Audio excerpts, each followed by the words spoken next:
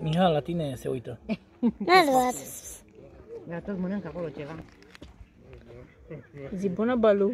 Bună, Balu! Știu ce are, îi miroase a mâncare, acum mi-am dat seama.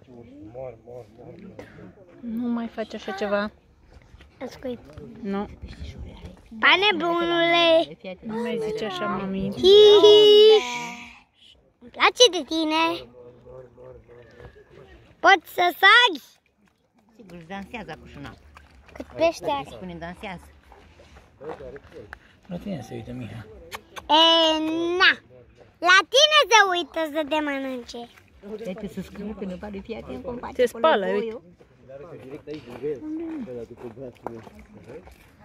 Este, mami, puțin. Ia mână. E frumos, mă. E frumos. Ce mamă, câte fripturi și nu pot să ajung la ele. Păi nu te bag aici. Mami? Băi, dar nu e curios că el se uite la noi, înțelegi? Nu. Mami? Noi suntem la grădina zoologică și el ne studiază. Spune ce ai mâncat.